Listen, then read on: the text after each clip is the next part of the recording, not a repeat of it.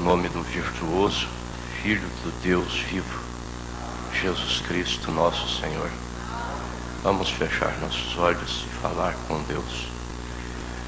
Maravilhoso Deus e todo-poderoso Pai, o teu servo Mombrana uma certa vez usou a expressão de que qualquer homem pode abrir a tua palavra, mas somente o Senhor é que pode dar vida, vivificar a palavra, fazer com que ela se torne eficaz, penetrante em nossos corações. As necessidades são diversas. Há aqueles precisando de serem exortados, há outros precisando ser consolados. Pai, nós queremos ser ajudados. A tua voz é aprazível, a tua voz nos faz bem, seja nos consolando ou seja nos corrigindo. A voz do nosso Pai é aquela voz que sempre nos faz bem. A nossa posição é a de Samuel: fala, Senhor, porque o teu servo ouve. Pai, apesar de muitos anos no exercício do ministério, o Senhor sabe, nenhum pregador genuíno se acostuma com este momento. É um momento tremendo, é um momento de grande responsabilidade.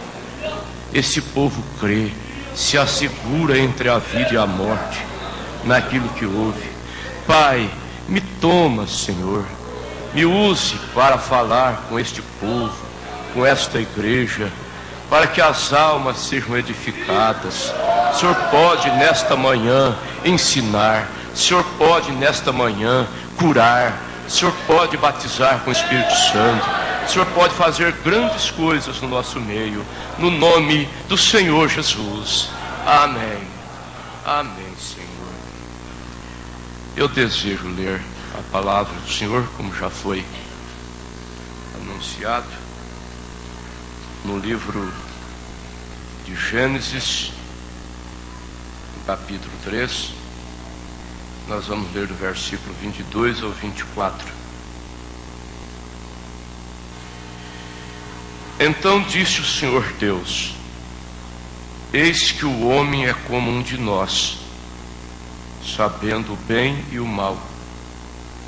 Ora, pois, para que não estenda a sua mão e tome também da árvore da vida, e coma e viva eternamente, o Senhor Deus, pois, o lançou fora do jardim do Éden, para lavrar a terra de que fora tomado.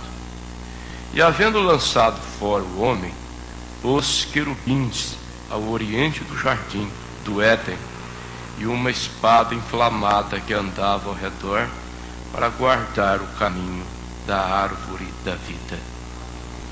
A igreja pode se assentar.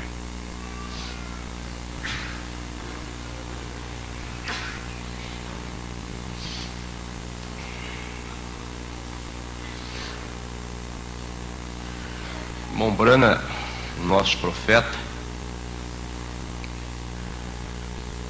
afirmou que o homem foi a obra-prima de Deus, foi a criação máxima de Deus. Há aqueles que chegam ao absurdo de afirmar que o homem é um produto da evolução, quando na verdade o homem é um produto da criação. Deus disse em Isaías capítulo 45, no versículo 12: Eu fiz a terra e criei nela o homem. Eu o fiz. As minhas mãos estenderam os céus e os seus exércitos, e dei as minhas ordens. Agora, isto é fundamental. O homem veio à sua existência plena. O homem passou a existir em um todo, através de 3 etapas. Na primeira etapa, Deus fez o homem espírito. Se vocês quiserem anotar, a mensagem do irmão Brana, almas encarceradas hoje. Ele afirma no parágrafo 15 e também parte do 16. Porém, desde o princípio, Deus já conhecia como seria o homem. Ele criou a terra e sobre ela criou toda a classe de animais, desde o menor até o maior. O animal mais importante que ele criou foi o homem. Quando o homem primeiramente foi criado, ele era um homem espírito e foi a imagem de Deus, porque Deus é espírito. Sendo um ser espiritual, não havia quem lavrasse a terra. Portanto, Deus formou o homem do pó da terra. Afirmação do profeta. Então, em Gênesis capítulo 1, versículo 26, no início Deus disse assim: façamos o homem conforme a nossa imagem, conforme a nossa semelhança. Agora, Deus é o quê? Jesus disse em São João capítulo 4, versículo 24, que Deus é espírito. Importa que os seus adoradores o adorem em espírito e em verdade. São Paulo disse também na segunda carta aos Coríntios, capítulo 3, versículo 17: ora, o Senhor é espírito. Onde há o espírito do Senhor, ali há liberdade. Então Deus primeiramente fez o homem espírito.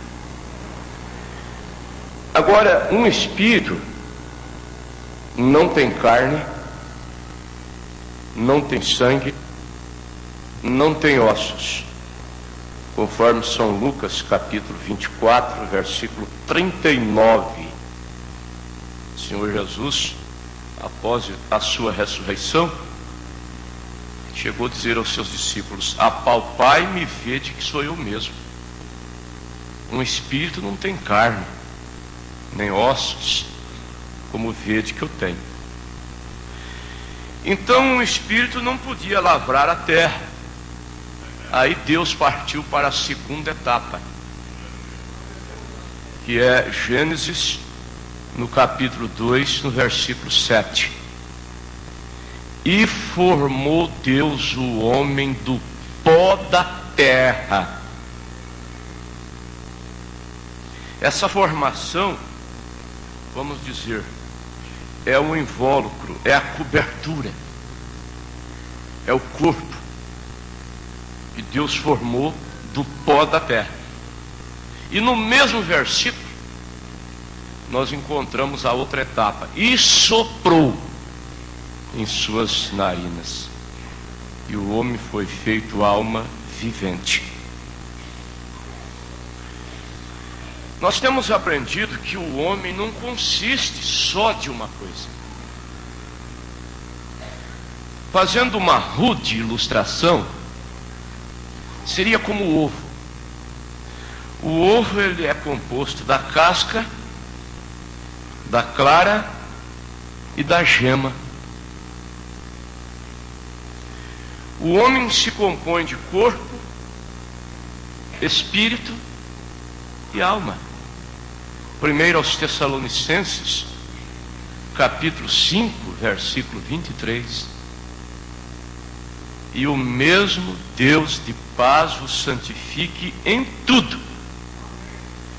e todo o vosso espírito, alma e corpo sejam plenamente conservados, irrepreensíveis, para a vinda de nosso Senhor Jesus Cristo. Não é fácil apresentar um estudo claro, separando o espírito da alma. Até porque, às vezes a Bíblia usa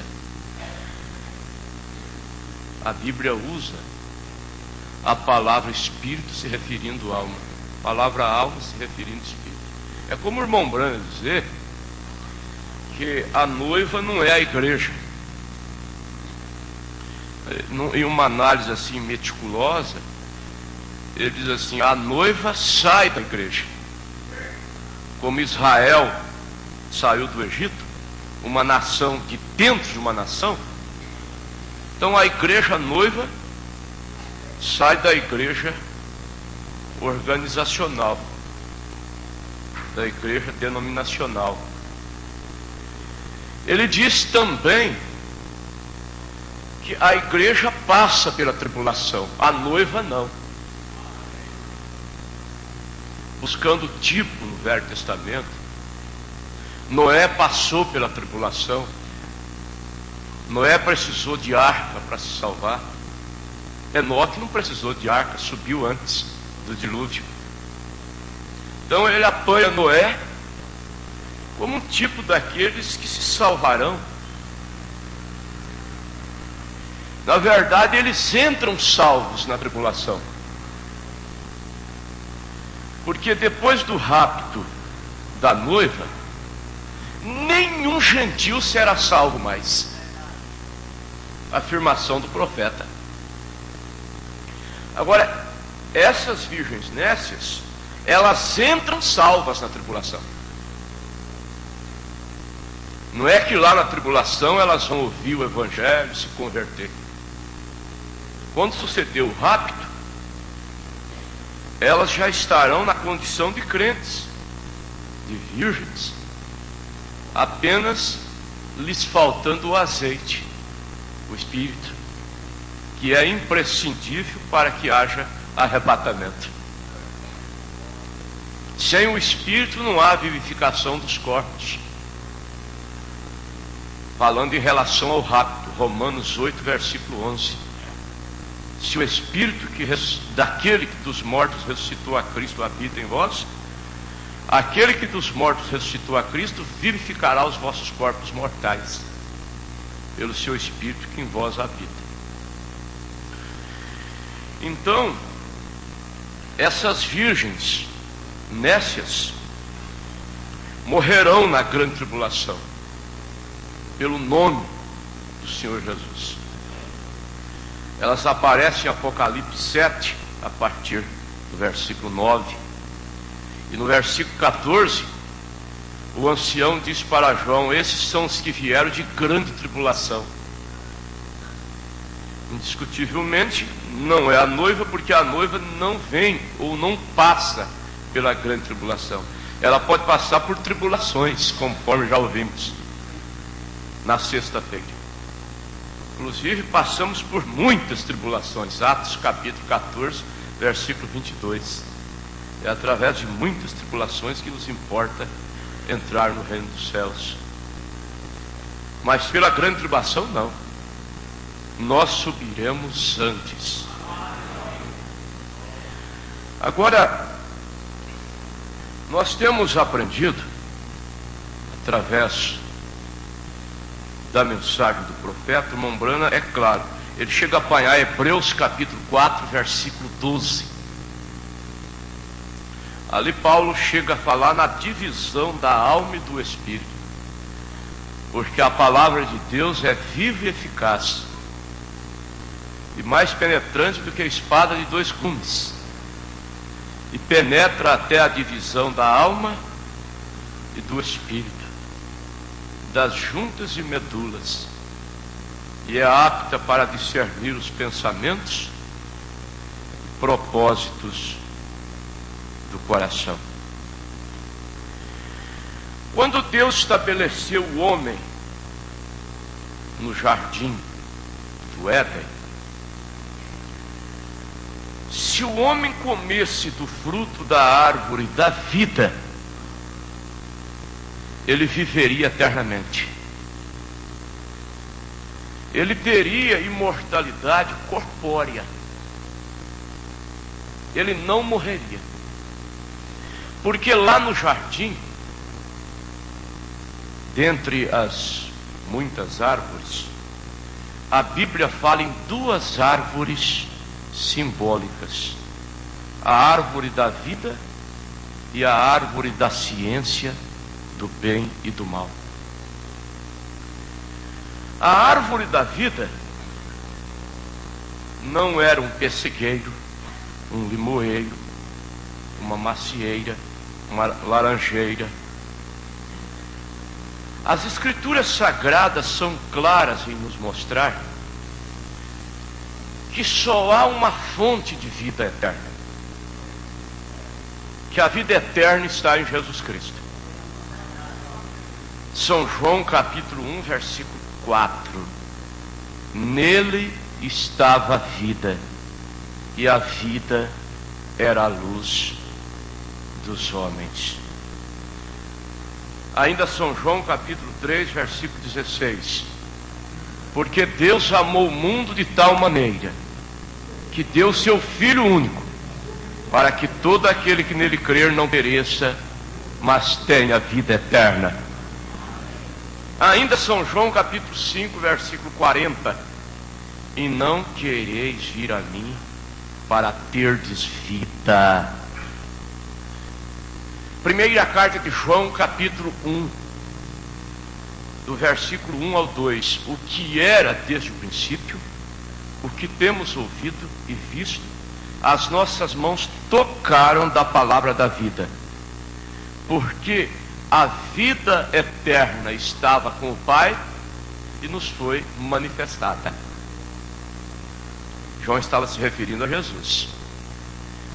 Também em sua primeira carta, capítulo 5, versículos 11 e 12, está escrito assim: e o testemunho é este, que Deus nos deu a vida, e a vida está em seu Filho.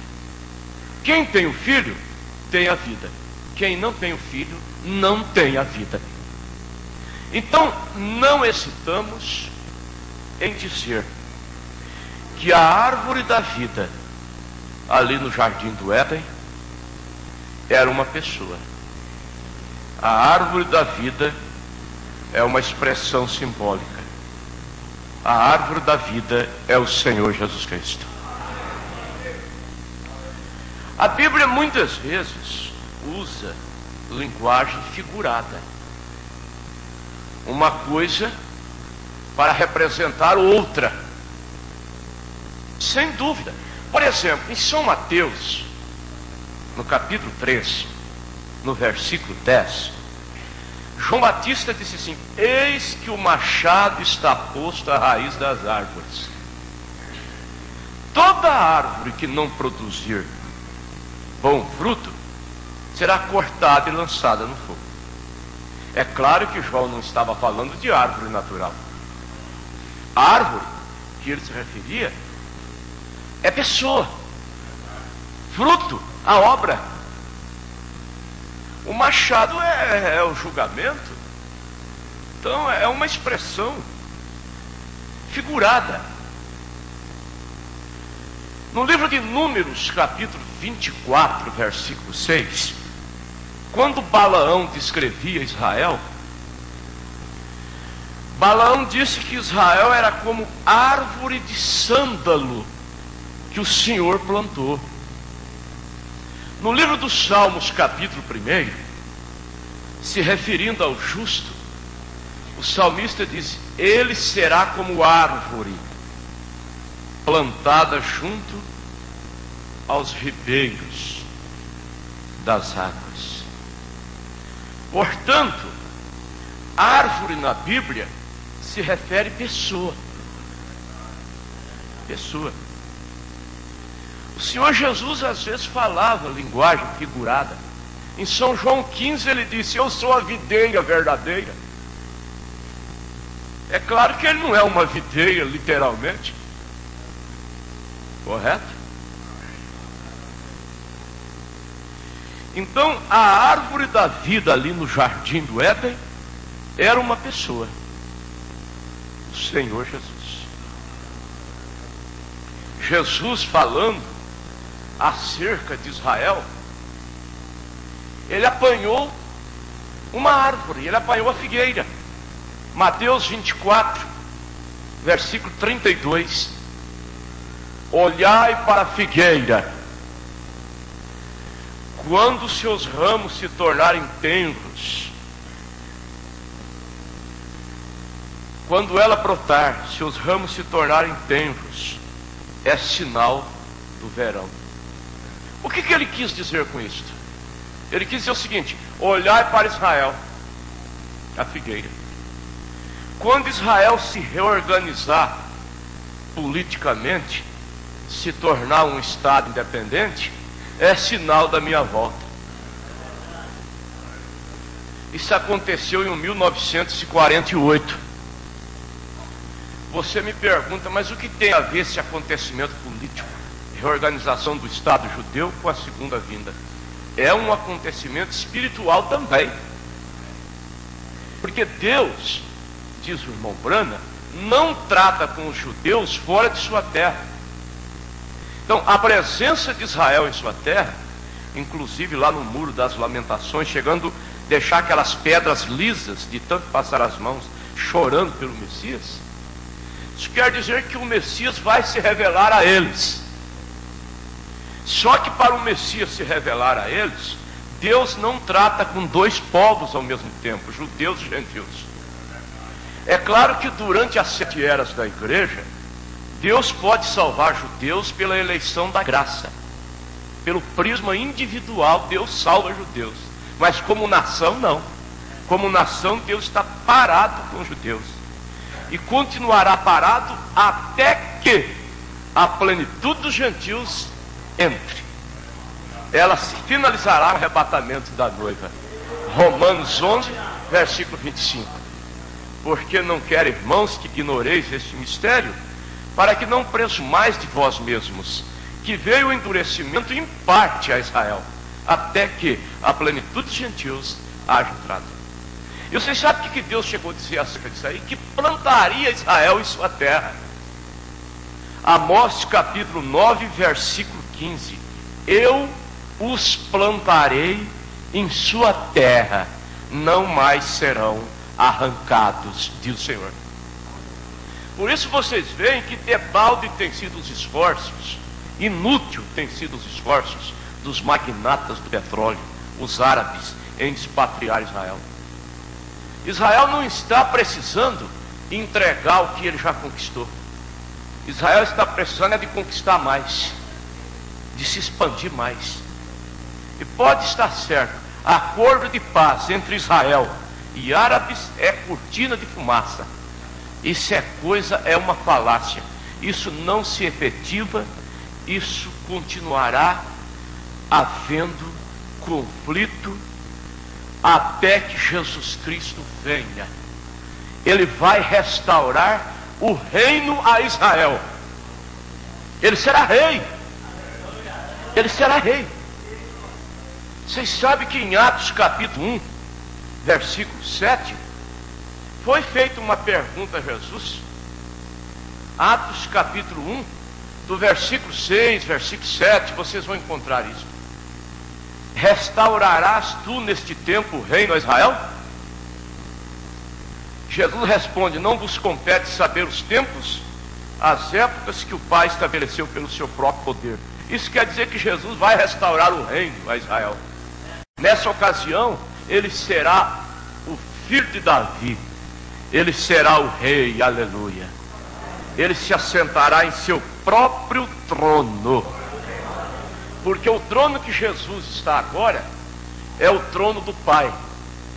No trono do Pai ele é intercessor, ele é mediador, ele é advogado. 1 Timóteo 2, versículo 5.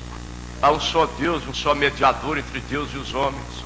Ele é advogado. 1 João capítulo 2. Se alguém pecar, temos um advogado junto ao Pai. Ele é sacerdote, que quer dizer intercessor. Mas em seu trono ele será rei. E quando ele se assentar em seu trono, nós, os vencedores, nos assentaremos com ele. É uma promessa. Apocalipse 3, 21. Ao que vencer, e eu lhe concederei que se assente comigo no meu trono, como eu venci e me assentei com meu Pai no seu trono. Aleluia. Muito bem. Se a árvore da vida ali no jardim era uma pessoa, a árvore da ciência do bem e do mal era uma pessoa também. Afirmação do profeta desta era. Árvore da ciência do bem e do mal. Essa ciência vem lá daquela árvore. Ela é do bem e do mal. Ela faz um remédio para salvar, ela faz uma bomba para matar, um míssil para destruir. Ela faz um avião para transportar passageiros com todo conforto, com toda eficiência. Faz um avião para bombardear, para sobrevoar uma cidade e lançar bombas sobre civis, sobre população indefesa. Na verdade, é a árvore da ciência do bem e do mal. Se o recurso tecnológico vem para as mãos de um filho de Deus, como um carro, é até a extensão do nosso lar. Um carro, você conduzir a tua família, você ir para um supermercado, você compra, levar as crianças na escola, vir à igreja. Se vai para as mãos de um ímpio, muitas vezes se torna até um motel ambulante, facilita as coisas. Então é a árvore da ciência do bem e do mal. Um telefone, que utilidade tem um telefone? Que utilidade? No entanto, ele pode ser uma desgraça. Quantos telefonemas anônimos, cantadas pelo telefone, propostas pelo telefone, coisa que nenhuma mulher devia parar um segundo para ouvir. Devia bater o telefone imediatamente e não ouvir aquilo. O irmão Branham diz que Eva caiu porque parou para escutar a serpente, por isso ela caiu. Esse recurso que temos, o televisor, isso é um recurso que em nossas mãos tem sido uma bênção. Mombrana disse que a televisão podia ser uma bênção. Em que sentido que ela podia ser uma bênção? Correto? Eu me lembro que a primeira vez que eu projetei o vídeo na igreja, um irmão me procurou em dificuldade. Inclusive eu tinha projetado um culto aqui da igreja de Goiânia. O irmão me procurou e disse: irmão, no Salmo 101, o salmista disse: não porei coisa má diante dos meus olhos. Agora, como que o irmão põe uma coisa dessa diante da igreja? Eu disse: mas irmão, foi coisa má que você viu? Foi coisa má diante dos teus olhos?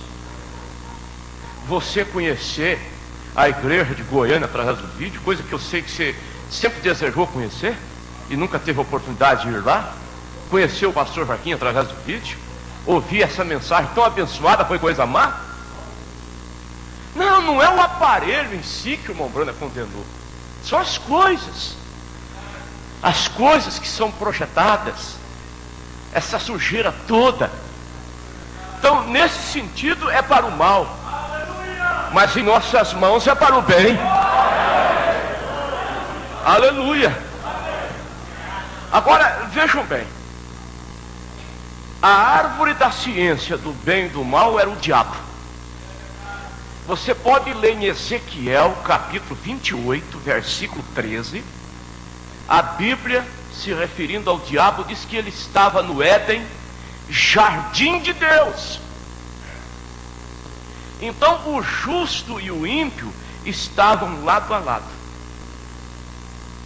Se o homem comesse do fruto da árvore da vida, consequentemente, ele viveria eternamente. Ele teria imortalidade corpórea. Acontece que Satanás, usando a serpente, entrou na serpente. Não é que o diabo entrou na serpente e fez a serpente conversar. Não é isso. O diabo explorou dotes que ela já os tinha. A prova é tão evidente, tão clara, que Eva não estranhou a conversação. Então não foi uma coisa descomunal. Você já pensou se a serpente não conversasse, aí passasse a conversar com Eva, ela saía correndo. Ia contar para Adão: você não sabe o que eu acabei de ouvir? Uma serpente aí conversando, o que é isso? Mas não foi uma coisa descomunal. Foi um diálogo. Ela reputou com naturalidade ao ser abordada pela serpente. Porque o diabo não pode fazer isso. Deus pode fazer uma jumenta conversar. Vocês já pensaram? Uma jumenta conversar? O que é que Deus, querendo fazer, não faça? Fez uma jumenta conversar. Vocês sabem que eu estou me referindo ao caso de Balaão, o pregador insensato que, segundo a linguagem de São Pedro, amou o prêmio da injustiça, amou o dinheiro, estava querendo amaldiçoar Israel para pegar a gorda oferta de Balaque, como há muitos pregadores amando mais o dinheiro do que a palavra. Eles não pregam a palavra, eles deixam o caminho largo, porque eles sabem que se eles não pregar contra o pecado, consequentemente o povo vem.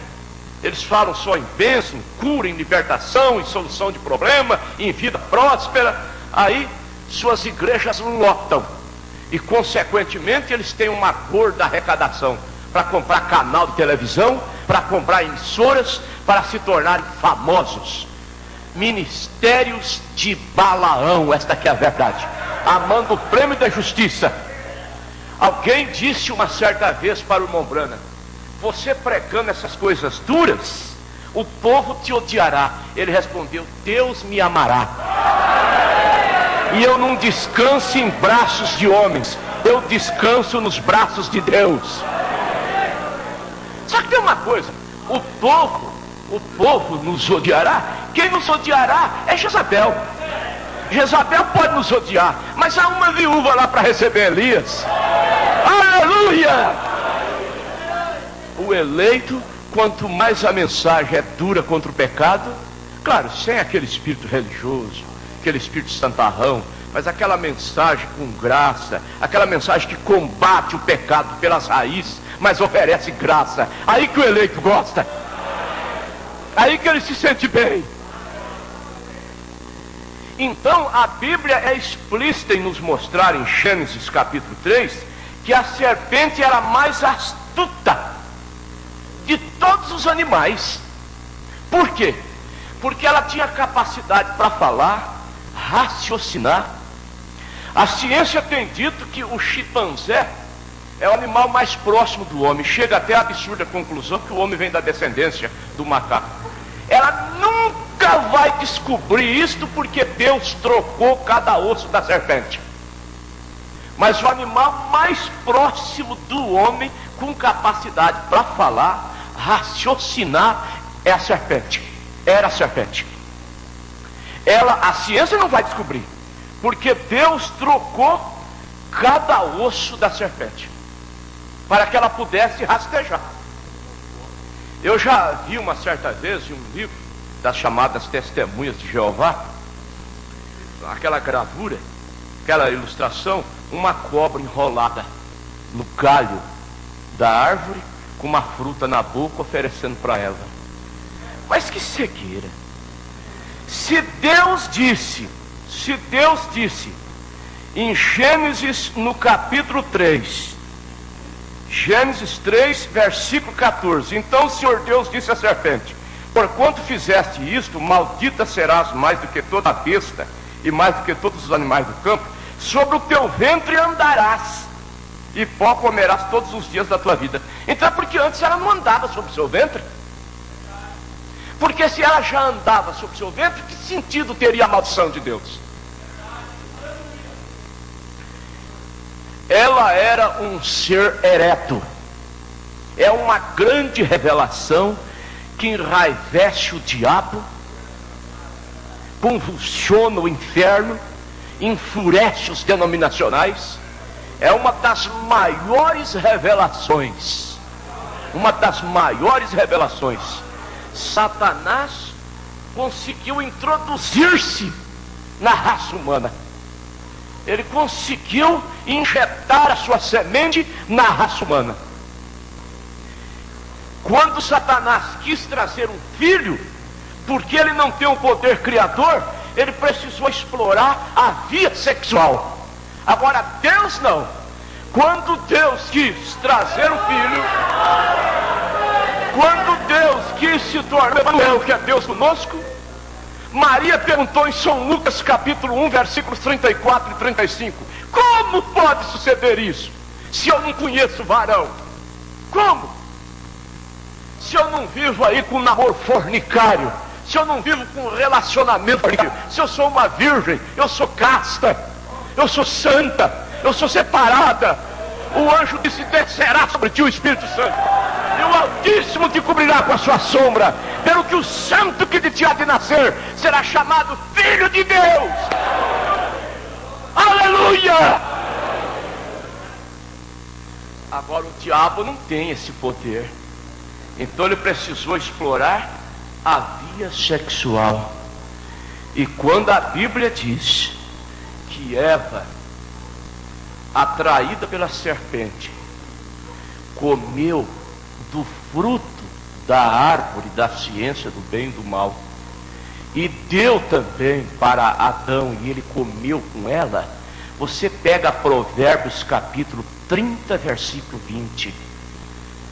Tal é o caminho da mulher adúltera. Ela come, limpa sua boca e diz, não cometi maldade. Será que a Bíblia está dizendo que a mulher é adúltera por comer? Comer ali, Deus está, é uma alegoria, é um simbolismo, é o mesmo de Gênesis 3. Eva relacionou-se intimamente com a serpente, o fruto da árvore da ciência do bem e do mal, o sexo. É interessante, por que quando às vezes você fala uma coisa, você lembra de uma outra coisa? Porque há uma semelhança, há uma ligação. Por que São Paulo, em 2 Coríntios 11, quando ele falou em apresentar a igreja como virgem a Cristo, ele lembrou de Eva? 2 Coríntios 11, a partir do versículo 2. Porque eu estou zeloso de vós, com zelo de Deus, pois os tenho preparado para vos apresentar como uma virgem pura a um marido, a saber, a Cristo. Mas eu temo que, como a serpente enganou Eva, aí que está a coisa.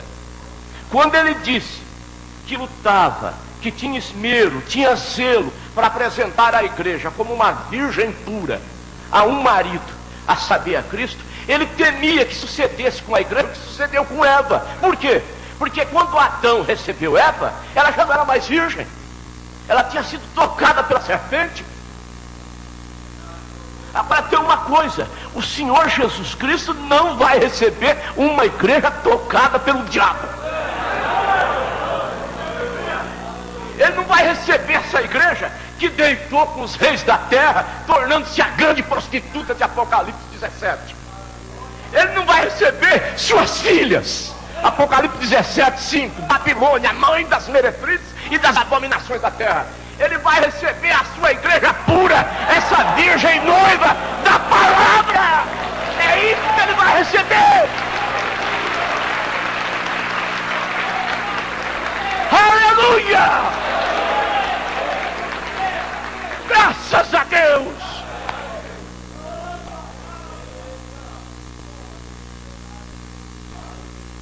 ao relacionar-se sexualmente com a serpente, ela concebeu Caim. Primeira carta de João, capítulo 3, versículo 12. Não segundo Caim, que era do maligno. Caim era do maligno. Vocês sabem, irmãos, João Batista falou na semente da serpente. Jesus falou na semente da serpente. Não com uma profusão como profeta, porque o sétimo anjo revelaria todos os mistérios. Vocês querem uma prova que João Batista falou na semente da serpente? Mateus 3, versículo 7. E sucedeu que, vindo fariseus e saduceus ao seu batismo, João Batista lhes disse: raça de víbora. O que é raça? É descendência. O que é víbora? É serpente. Correto? São Mateus capítulo 13, a partir do versículo 38. A boa semente são os filhos do reino, os joios são os filhos do maligno. Quem semeou foi o diabo. Isso é pregação da semente da serpente.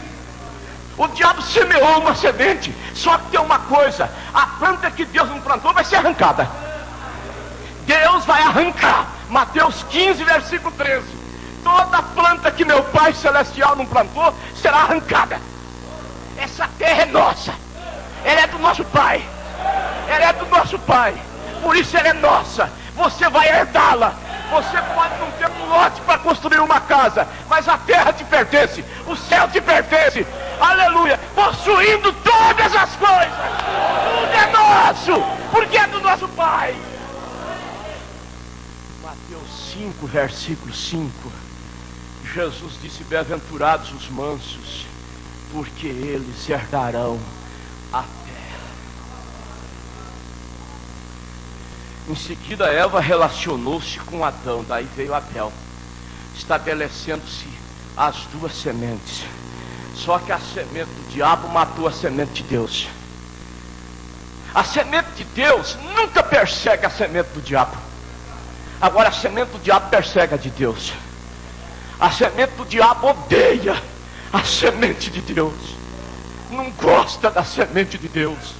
Tem ódio da semente de Deus. O profeta chega a dizer assim, que se o diabo pudesse, ele destruiria Deus. Mas como ele não pode destruir Deus, ele se lança contra os filhos de Deus. Só que tem uma coisa: Deus está em nós. E na era da Inquisição, o que o diabo podia fazer, o máximo que ele podia fazer, era matar um filho de Deus. Mas ao matar um filho de Deus, aquele filho embarcava em uma carruagem e ia para mais perto de Deus. Aleluia! Por isso o diabo, viu? Eu tô fazendo papel de bobo. Eu mato um aqui, Deus levanta mais 2 ou 3. E esse que eu mato, o que eu estou fazendo? Eu estou mandando ele para mais perto de Deus. Por isso hoje o diabo está querendo matar espiritualmente. Matar espiritualmente. A arena do diabo, o leão do diabo, a fogueira do diabo, as coisas do mundo para matar o crente espiritualmente. Mulher seminua na rua para você cobiçar e se tornar adúltero. Televisão com novelas sujas para te matar espiritualmente, para tirar o ânimo de vir na igreja, para ficar vendo aquela podridão, perdendo a comunhão com Deus. Só que tem uma coisa: Deus nos deu uma arma. Essa arma é o Espírito Santo. Glória a Jesus! Se o Espírito Santo está em você, você repudia as coisas do mundo.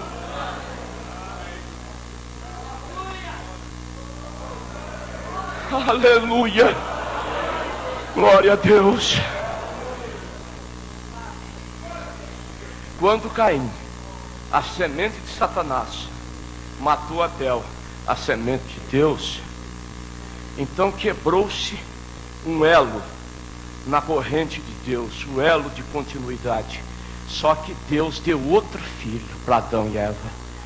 Deu um filho chamado Sete. Mas até que isso aconteceu, a semente da serpente ganhou a extrema dianteira.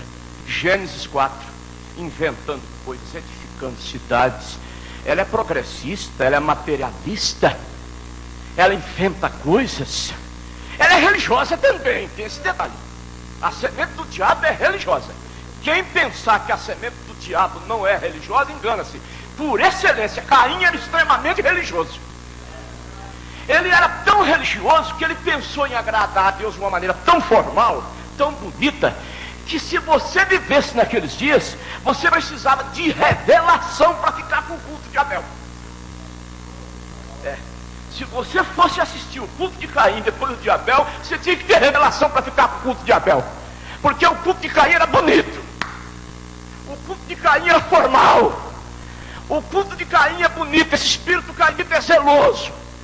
Ele manda pregadores para o seminário para poder falar bonito, para conhecer exegética, histórica, homilética, essa coiseira toda. Agora o espírito de revelação manda o pregador para o cenáculo de Jerusalém. Aleluia! Mateus 24, 49. E eis que sobre vós envio a promessa de meu Pai. Ficai na cidade de Jerusalém, até que do alto sejais revestidos de poder. Glória a Jesus. Em Gênesis 4, 27, está escrito assim: e Deus deu para Sete um filho chamado Enos. Então se começou a invocar o nome do Senhor. Semente de Deus invoca o nome de Deus por revelação. Mas vocês vão para Gênesis 6. Ali diz que os filhos de Deus viram que as filhas dos homens eram formosas. Vocês sabem, os adventistas do sétimo dia, pessoas sinceras, zelosas, estudiosas, mas a maneira deles ver aquilo está tão equivocada, um absurdo. Eles dizem que os filhos de Deus, que viram que as filhas dos homens eram formosas, foram anjos que se materializaram, sentindo atração pelas mulheres aqui na terra. Isso é um absurdo. Que há anjos caídos, há. Que há anjos caídos, há, mas não que eles se tornaram carne. Eles caíram, se tornaram demônios, espíritos. Quando Lúcifer encabeçou aquela rebelião contra Deus, muitos anjos se rebelaram, se tornaram demônios, espíritos. Esses demônios estão agindo no mundo. Esses espíritos estão agindo. Esses espíritos agem. Esses espíritos trabalham. Faz uma mulher sair de short na rua, de minissaia, se tornar alvo de provocação sexual. Faz uma pessoa acionar o revólver no ouvido e se suicidar. Faz um moço injetar droga nas veias. Faz um pai de família, um esposo largado da esposa, largar da sua esposa querida e conviver uma vida suja, promíscua, destrói lares. São demônios agindo. Uma certa vez um demônio desses entrou naquele homem. A Bíblia diz que eram muitos demônios, e fez com que ele tomasse aversão por roupa. Cadeia não segurava ele, vivia nos sepulcros. Fez ele andar nos sepulcros. Esses demônios que fazem moços injetar droga nas veias, que faz um rapaz pôr um brinquinho na orelha, virando um efeminado, que faz um moço sofredor para fazer uma tatuagem. Gente, pensando bem, o jugo de Jesus não é pesado, não. Pesado é o jugo do diabo.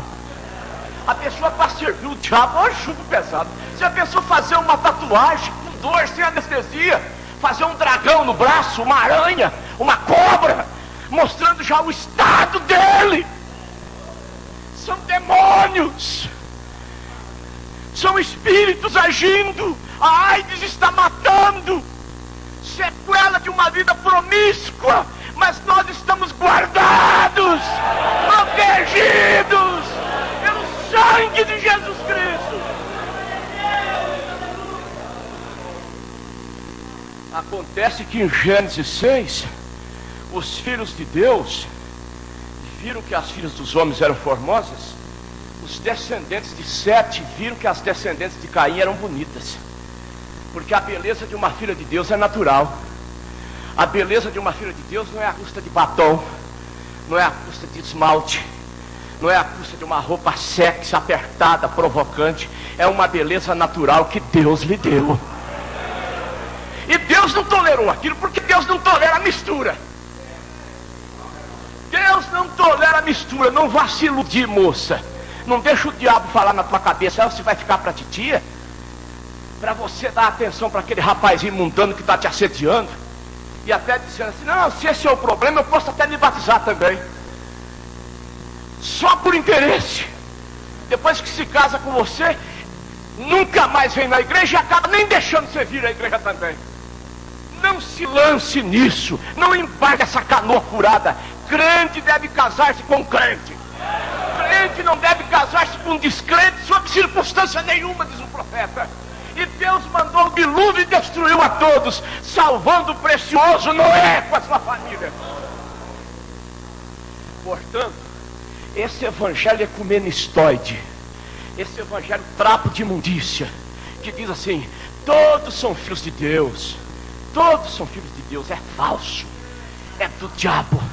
1 João 3, versículo 10: nisto são manifestos os filhos de Deus e os filhos do diabo.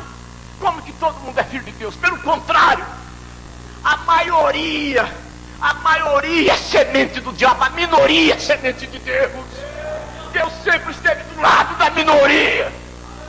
Os clubes estão cheios, os palcos de diversões se enchem, as igrejas mundanas lotam, multidões.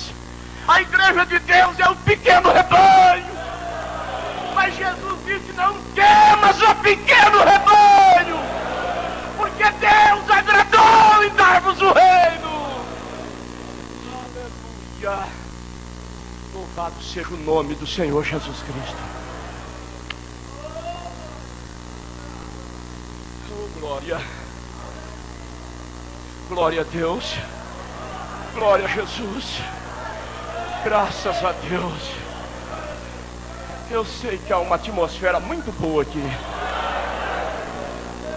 Muito boa mesmo. Aleluia. Então, quando o casal se envolveu naquilo lá no Éden, Deus chegou. Quando Deus chegava: Adão, eis-me aqui. Mas aquele dia: Adão, ouvi a tua voz e me escondi, porque estou nu. Aí Deus: mas escuta, quem é que te falou que você está nu? Quem? A mulher que tu me deste me deu do fruto e eu comi. Jogou a culpa para a mulher. Aí a mulher, Deus foi a mulher: por que fizeste isso? A serpente me enganou. Aí jogou a culpa para a serpente. Aí Deus sentenciou a todos. E ao sentenciar o homem, Deus disse, Gênesis 3,19, no finalzinho: és pó e em pó te tornarás. Então o homem passou a ser fadado a morrer. Mas vejam bem, se o homem, mesmo naquela situação, se ele comesse do fruto da árvore da vida, ele viveria eternamente na condição de pecador. Aí Deus disse para os seres celestes: o homem é como um de nós. O homem conhece o bem, conhece o mal. Se o homem comer do fruto da árvore da vida, ele vai viver eternamente na situação que ele está, na situação de pecador. Então vamos fazer o seguinte: vamos pôr querubins para guardar a árvore da vida. Que Deus daria uma oportunidade para o homem viver eternamente? Daria, como deu, mas não na condição de pecador. Não na condição de pecador, o homem não vive eternamente. Ele vive eternamente se ele se arrepender dos pecados, se ele se batizar em nome de Jesus Cristo. Atos 2,38. Se ele receber o dom do Espírito Santo.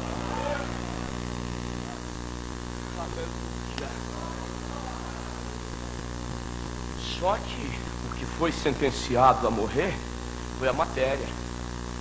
Mas eu disse no início da mensagem que o homem não é só matéria. E a morte, ela não é só fator biológico. O homem morre não é apenas porque o coração para, porque o cérebro para. Não. O homem morre porque uma entidade espiritual desprende-se da matéria. Quando Policarpo morreu, irmãos, o profeta disse que a sua alma foi vista na forma de pombo. Oh, coisa bonita. Ele já velho, disseram para ele: Policarpo, os soldados disseram: nós estamos cumprindo ordem, o senhor entende, queremos respeitar a tua idade. Renuncia esse fanatismo. É fácil o senhor escapar disso. Renuncia. Larga esse Jesus de lado, homem. Larga. Ele levantou seus olhos cansados para cima e disse: por mais de 80 anos que eu sirvo meu Senhor, Ele nunca me deixou, nunca me desamparou. Por que eu vou abandoná-lo? Naquele instante ele ouviu uma voz, e foi a voz mais consoladora que ele podia ouvir. A voz dizia: Policarpo, não temas, eu estou contigo. Aleluia. Isso é tudo que nós precisamos. É saber que Deus está conosco. Salmo 23: ainda que eu ande pelo vale da sombra da morte, não temerei mal nenhum, porque tu está comigo, a tua vara e o teu cajado me consolam. Se Deus é por nós, quem será contra nós? Não há o que temer.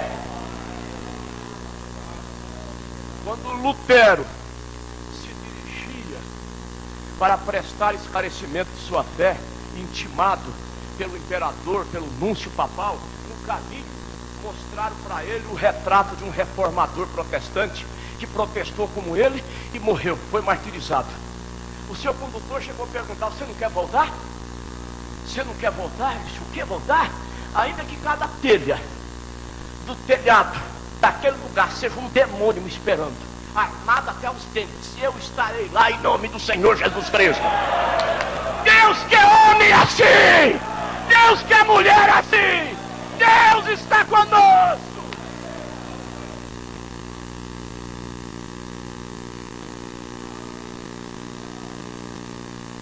E no momento da sua morte, foi vista uma pombinha saindo dele e voando para o paraíso.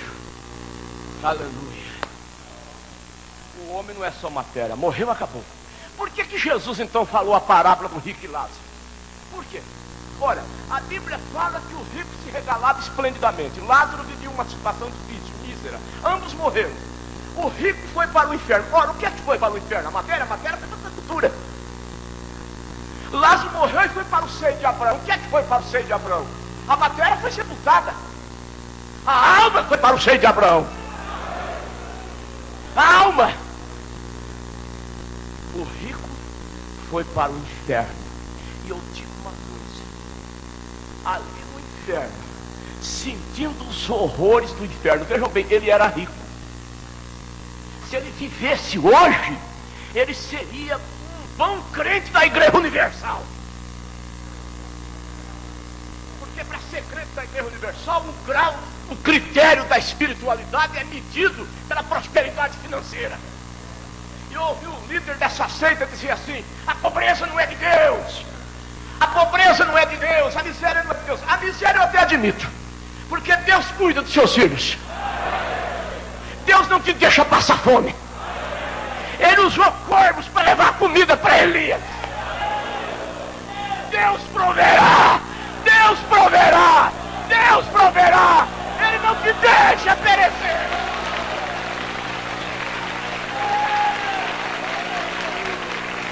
Aleluia. Mas dizer que a pobreza não é de Deus, então Jesus não era de Deus? Jesus disse uma noite fria: as raposas têm covis, as aves do céu têm ninho, mas eu não tenho onde inclinar a minha cabeça. Ei, glória! Quando João Batista mandou perguntar para ele assim: és tu aquele que havia de vir ou devemos esperar outro? Jesus respondeu: vocês voltem e digam para João: cegos veem, paralíticos andam, leprosos são purificados, e aos pobres. Não é aos empresários, não. Reunião de empresários, isso é tática. Isso é tática, porque o empresário ganha muito, e quem ganha muito dá muito. Balaões. Aos pobres lhes é anunciado o Evangelho. A Anote Sofonias capítulo 3, versículo 12. Deixarei no meio de ti um povo humilde, pobre, e eles confiarão no nome do Senhor.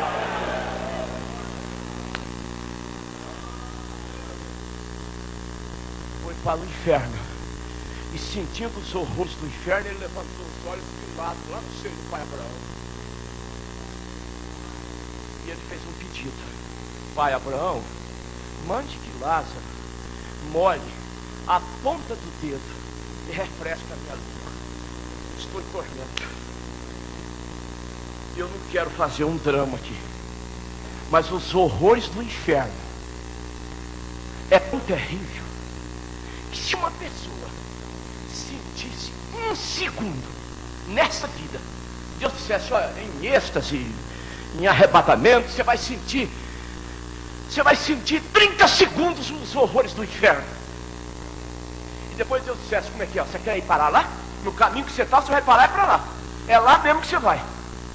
A pessoa diria: eu falei tudo, mas eu não quero.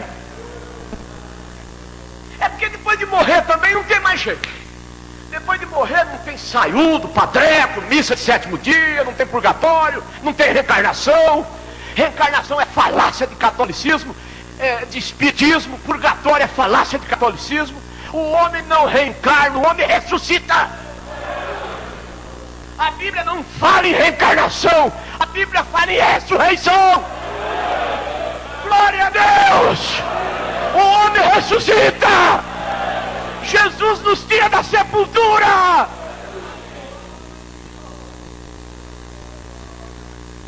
Aquele moço foi vender seguro para o irmão Brana. Senhor Brana, a minha seguradora, a que eu represento, é bom o senhor ser assegurado. Quando o senhor morrer, ela te põe até na sepultura. Ele faz todos os gastos, né? O irmão Brana disse: senhor, eu já sou assegurado. A esposa do irmão Brana, sabendo que ele não tinha seguro, olhou para ele e pensou: será que ele está mentindo ou fez seguro sem eu saber? Aí o moço disse assim: qual é a tua seguradora? Ele disse: a Celestial. Aí o moço falou: eu nunca ouvi falar dessa seguradora, não. E o irmão Brana disse: pois a minha seguradora tem uma vantagem sobre a tua. Aí o moço disse: eu desejo saber então essa concorrente mais forte aí, ué. Você não acaba de dizer que a tua seguradora me oferece um seguro que me põe na sepultura? Pois a minha seguradora me ofereceu um seguro que me tira, aleluia, me tira da sepultura. Naquele dia ele virá, e nós, os que estivermos dormindo, ressuscitaremos. Essa é a palavra de Deus. Glória a Jesus. Aleluia. Aleluia. Quantas pessoas, sabe, eu até gosto da mensagem, mas eu deixar meu cigarro, eu não consigo. Deixar minha novelinha, eu deixar de cortar meu cabelo, não, eu acho isso muito pesado. Eu deixar de ouvir aquelas músicas que eu tanto gosto. Se tais pessoas sentissem 30 segundos os horrores do inferno, fariam tudo para não ir para aquele lugar. Porque o rico desejava que a ponta de sua língua, a sua língua fosse refrescada. Aí pai Abraão disse: você lá na terra recebeu os bens e Lázaro os males, agora a coisa inverte. Você lá gozou, ele sofreu. Agora você sofre, ele goza. Glória a Jesus. Não tem jeito. Gozar aqui, gozar ali, viver uma vida no pecado, desfrutando dos prazeres da carne, e depois gozar lá, não. Tem que renunciar ao pecado.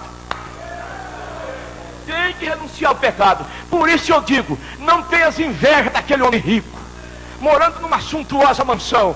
Você disse para você mesmo: eu não quero ser esse homem, porque ele tem o que eu não tenho, mas eu tenho o que ele não tem. E o que ele tem e eu não tenho vai virar palha no fogo. E o que eu tenho e ele não tem é eterno. Aleluia! Glória a Deus!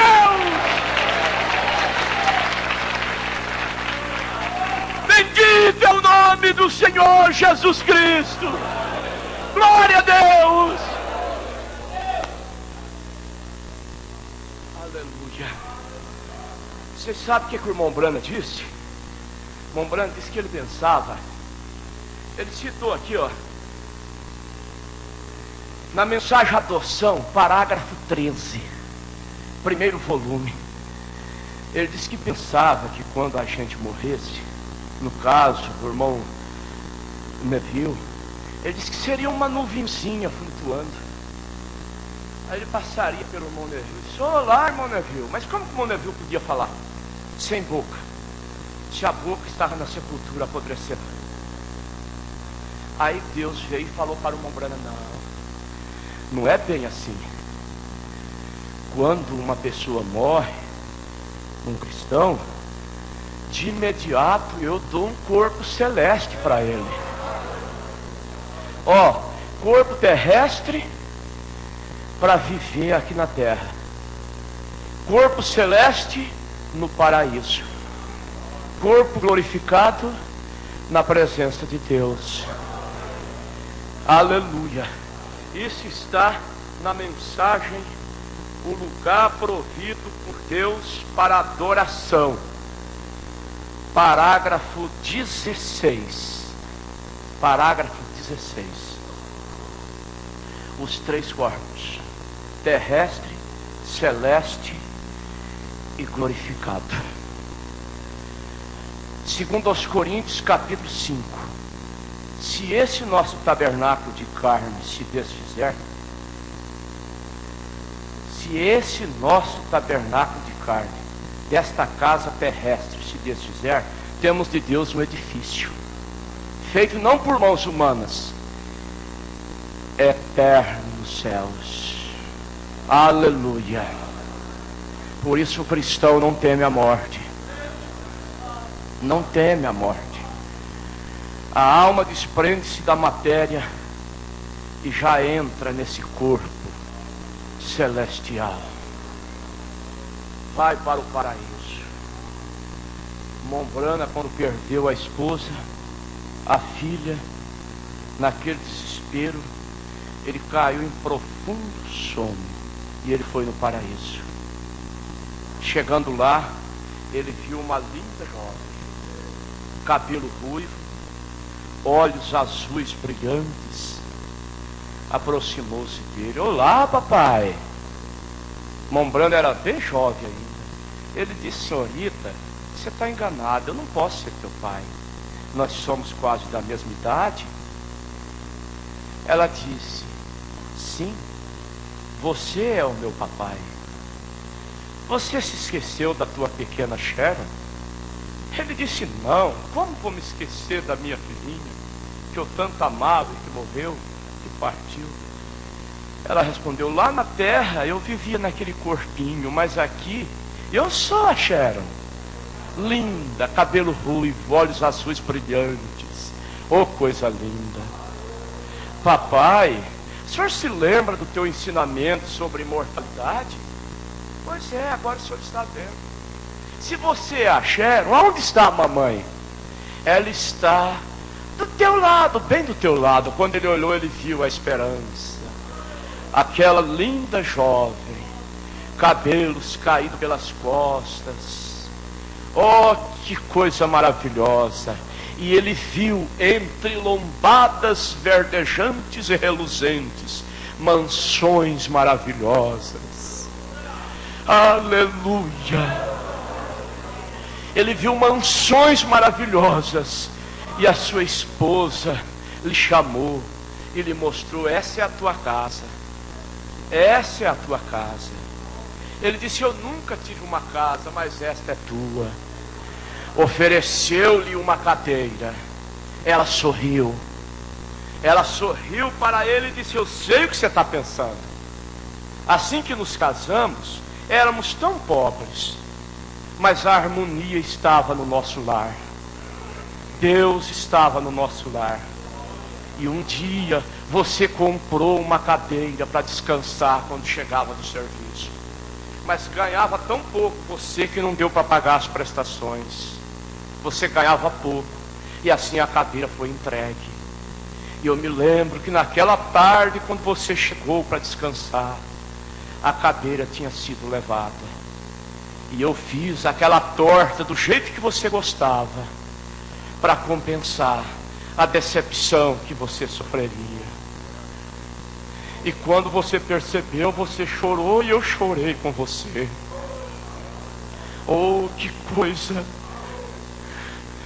Quando a esposa chora com o marido, quando o marido chora com a esposa, quando um sente a dor do outro, não é como certas promessas: amor, com você eu vou para debaixo de uma ponte. Até para debaixo de uma ponte eu vou, depois que casa é resmungando, eu não suporto mais esse sofá rasgado, essa casa goteirando, eu não suporto mais morar nesse lugar, eu quero uma coisa melhor, eu quero uma geladeira nova, exigência, mais exigência, ameaçando voltar para a casa do pai. Sabe de uma coisa? Essa cadeira aqui, ó, que você está vendo, que eu estou mandando você assentar, essa já está paga. E eu creio nisso, igreja. E eu creio nisso. Como creio que isso aqui é um microfone, como sei que isso aqui é um paletó, como sei que isso aqui é uma literatura. E eu creio nisto. Além do rio há um lugar maravilhoso. Essa já está paga. Quando a tua labuta terminar lá na terra, você virá para cá descansar. Aleluia. Ele foi em 1965. Ele foi para lá descansar. Nós estamos aqui. Se Deus tomar um de nós, você vai para aquele lugar também. Agora, se Jesus voltar, nos apanhar vivo quando Ele voltar, nos apanhar vivo, você não vai para o paraíso, você não vai para o corpo celeste. De imediato você assume o corpo glorificado, a adoção plena. Ei, glória!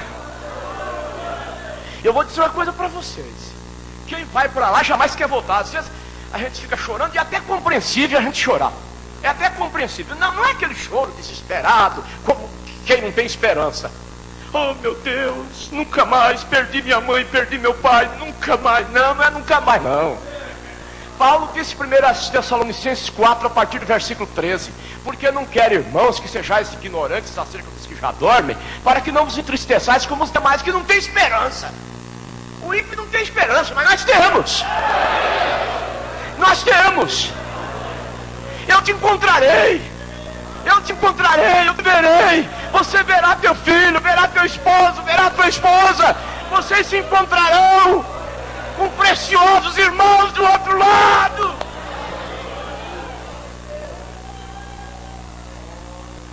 Porque o mesmo Senhor descerá do céu com alarido, voz de arcanjo, trombeta de Deus, e os que dormirem em Cristo ressuscitarão primeiro. Depois nós, os que ficarmos vivos, seremos arrebatados ao encontro do Senhor nos ares. Aleluia.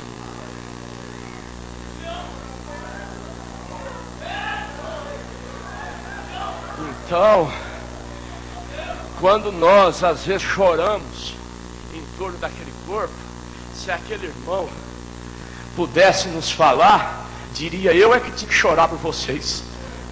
Não é vocês chorar por mim, não. Eu é que tinha que chorar por vocês. Eu estou mais vivo do que vocês. Sem dúvida. Eu já venci. Eu já venci. O irmão Brana disse assim: suponhamos que um porco passasse por uma metamorfose e virasse gente. Daí deixasse o chiqueiro, fosse morar numa casa, escovar dentes, tomar banho, passar desodorante, dormir em uma cama, hábitos normais de um ser humano. Ele desejaria voltar a ser um porco? Nunca. E sabe o que o irmão Brana disse? Que a diferença entre essa vida aqui para aquela vida ali é muitas vezes maior do que a diferença de um porco para um ser humano.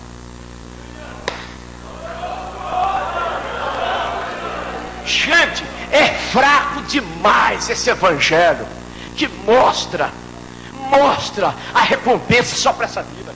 É fraco demais, é pouca coisa demais, gente. É muito pouco demais. Prosperar aqui, ter carro bom, ter casa boa, e isso é tudo que esse evangelho falso oferece, para depois morrer e largar tudo aí. O nosso evangelho oferece a vida eterna. Vida eterna! Vida eterna com Deus!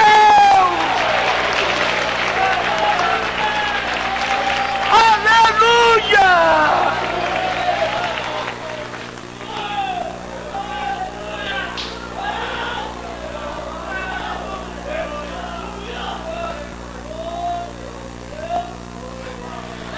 Aleluia!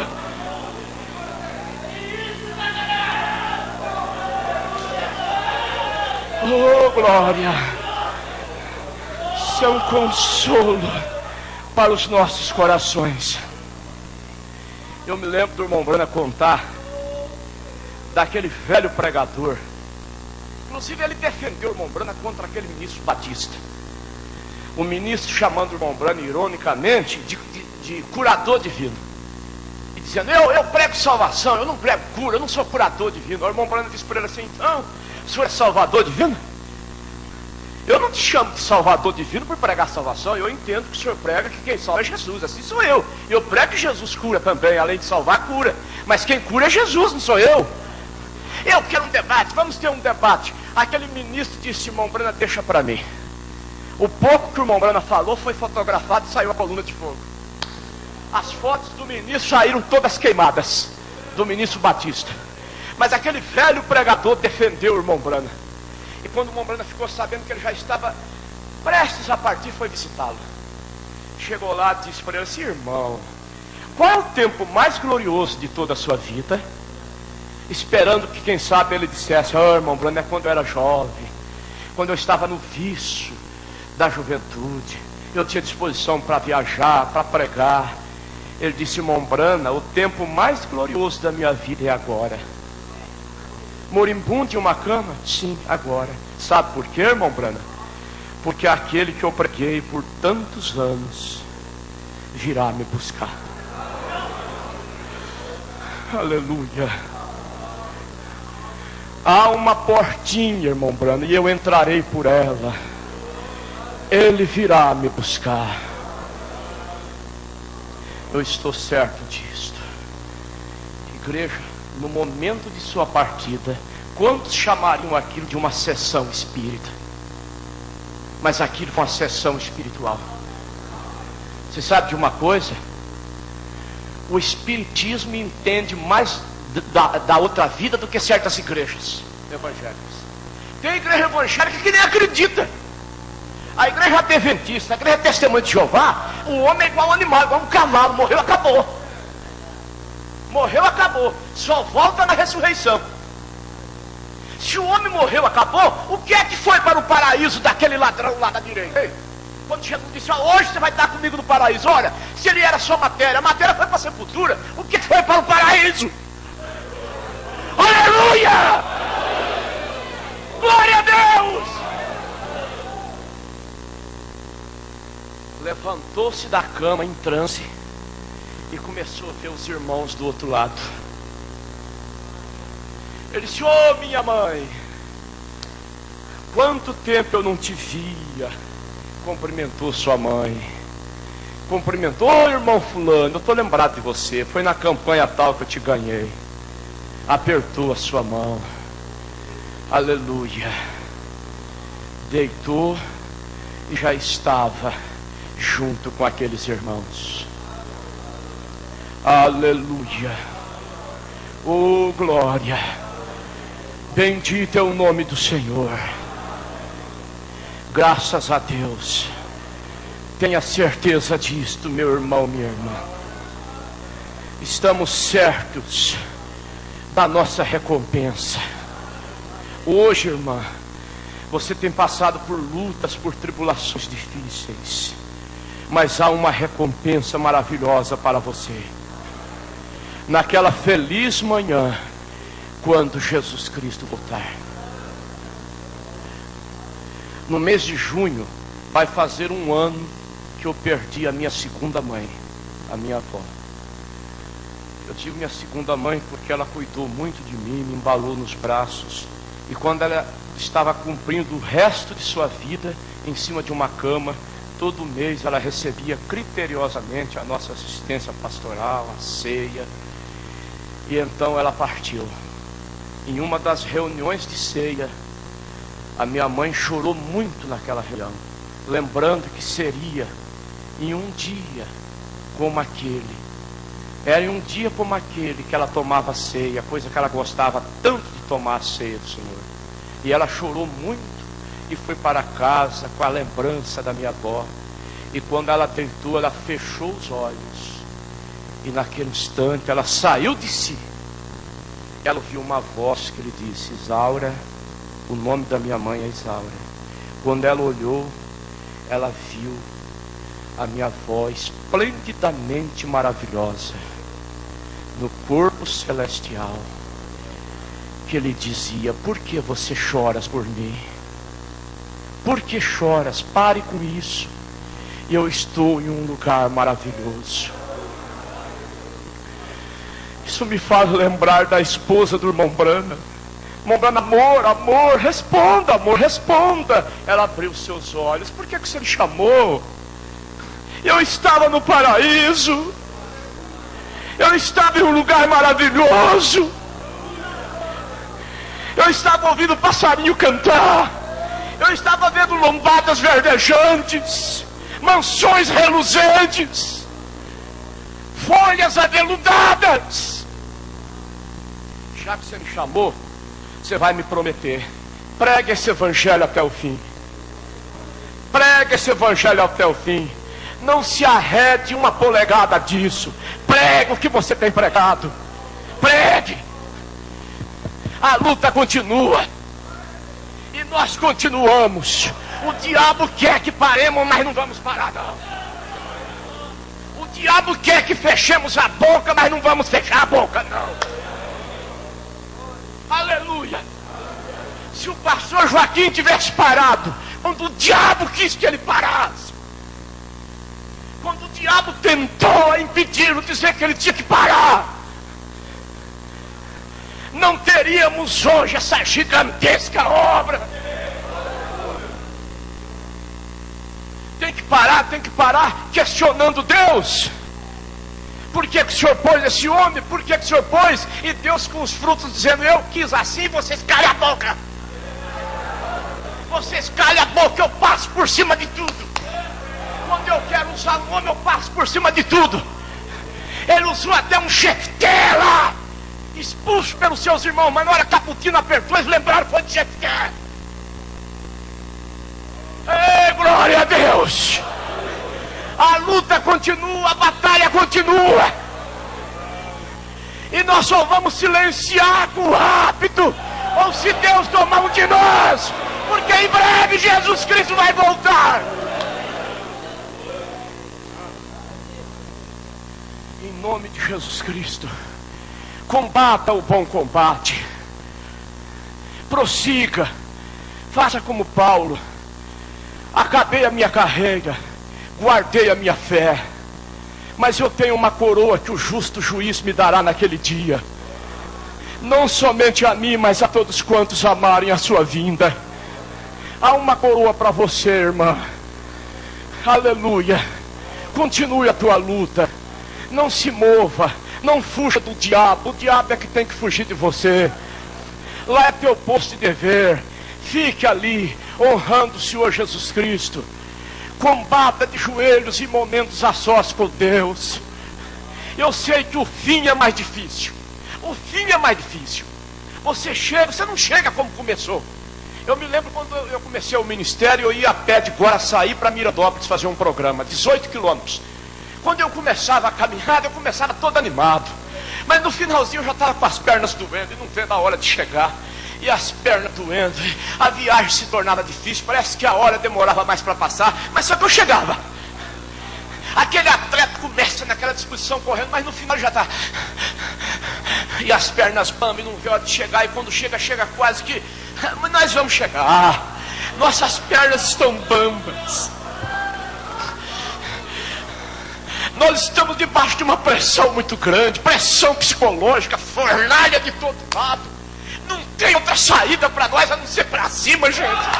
O único lugar para a igreja é para cima. Pernas bambas. Às vezes nos falta força. Às vezes de repente você até tropica e cai. Mas há uma mão amiga que te levanta. Aleluia. E nós vamos até chegar. Até chegar lá. Nós vamos chegar. Glória a Jesus. Glória a Deus. Deus que abençoe a todos. Deus que fortaleça cada coração. Deus que anime a cada um. No nome do Senhor Jesus Cristo, o Filho de Deus. Aleluia. Palmas para o Senhor Jesus Cristo. Aleluia.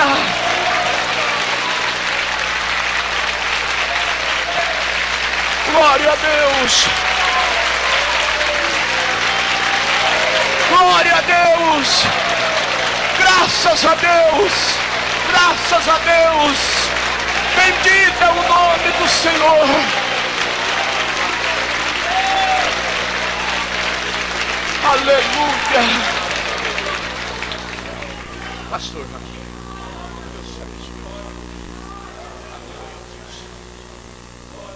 amém? Amém outra vez? Aleluia. Falar mais o quê? Para quê? Para quê? É você que resolveu voltar para a comunhão. Primeiro domingo do mês, você esteja aqui. Toda a emoção passou, você tem certeza daqui até lá que é isso mesmo? Então volte, vem aqui na frente dizendo: estou voltando, como sempre acontece todos os domingos de ceia. E você que vai se batizar em nome do Senhor Jesus Cristo, um domingo desse aí traz a sua muda completa de roupa, uma sacolinha, dá o nome ali como outros já fizeram hoje, não é? E agora é com o pastor.